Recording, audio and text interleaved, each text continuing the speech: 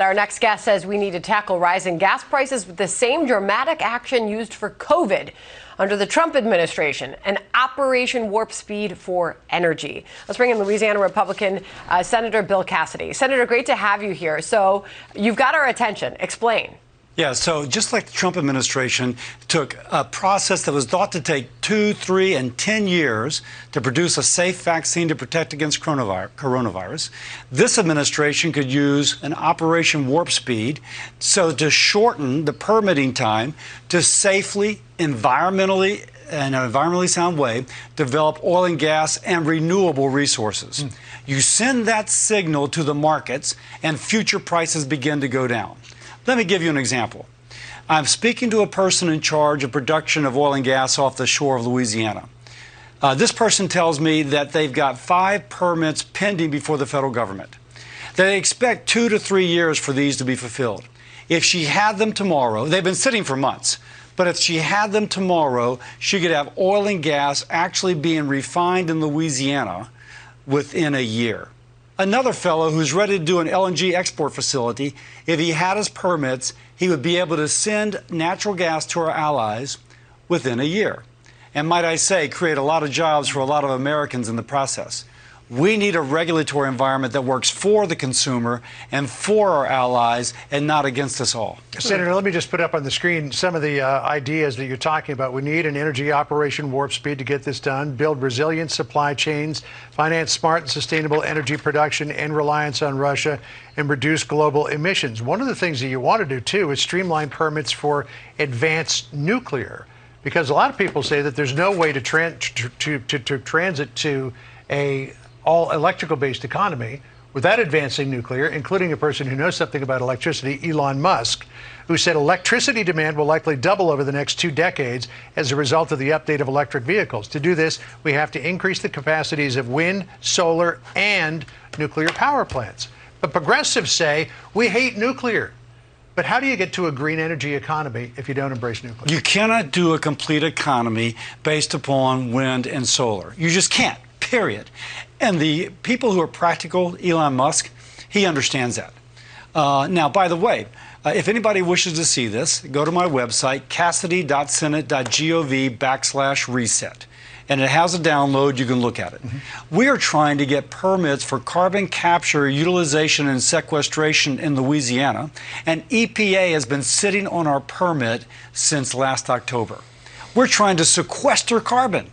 And the federal government, won't move. Now, if you can imagine they're doing that for sequestering carbon, what are they doing for nuclear? What are they doing for fossil fuel, et cetera? Nothing. Which is why those people in New England, why the people at the gas pump in my state or elsewhere are looking at the prices saying, OMG, this is too much. We need to do something. I would say Operation Warp Speed. So it's an interesting concept, Senator, but still you've got the president talking about the way of clean energy and making it very clear that they are against fossil fuels. I mean, his own economic advisor, Brian Deese, has gone on TV talking about bringing our fossil fuel usage to zero, which, by the way, would be impossible then to generate enough electricity for those electric vehicles that even the Energy Secretary, Jen Granholm, is pushing. You don't like high gas prices. She says go buy an EV. Average cost for a new EV, $60,000. Here's the president yesterday on his budget remarks. Listen. My budget lowers family energy costs with tax credits to help people make their homes more efficient. Research and development to broaden the reach of solar and build a clean energy future.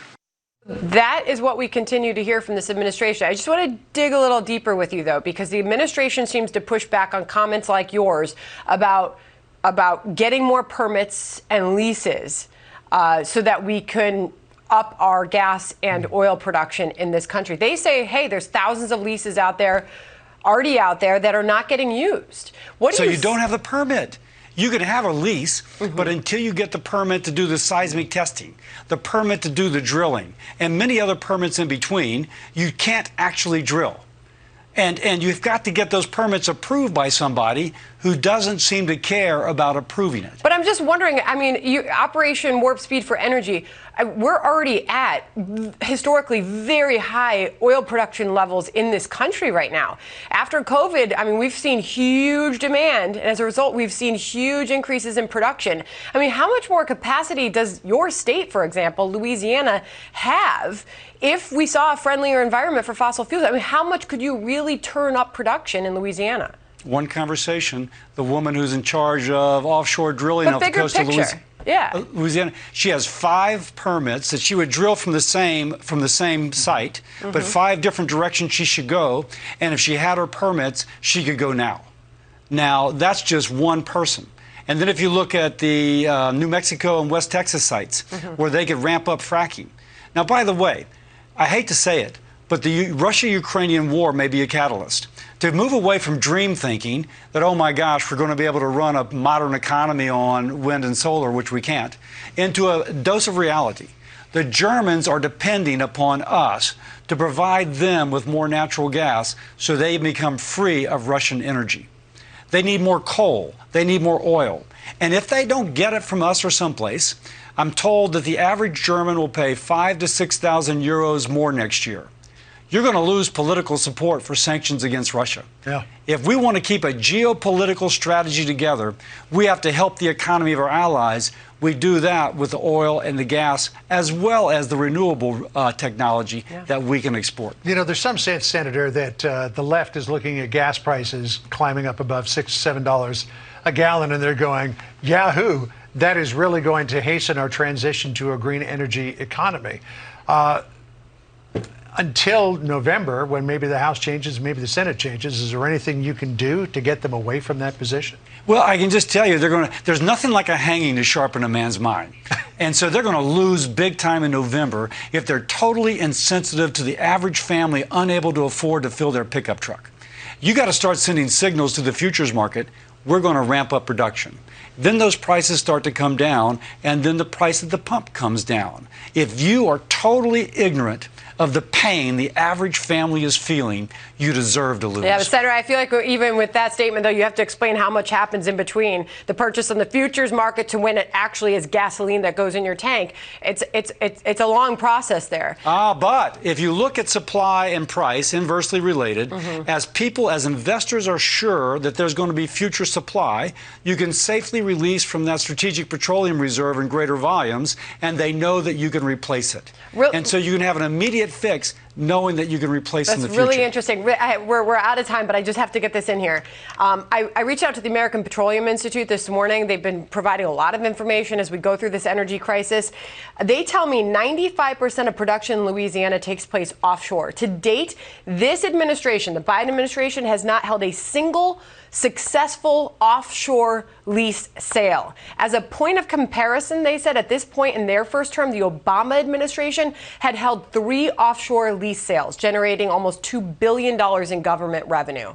Why is it so night and day, 2 Democratic administrations on handling this? Yeah, because I think they just have a note of unreality. They're totally disconnected from the pain the average family is feeling, paying for their energy, whether it's electricity or whether it's filling up their tank. And as long as they're insensitive, they're not going to take the actions needed in order to help those families. There was also no squad during the Obama administration. Just saying. Senator, thank you.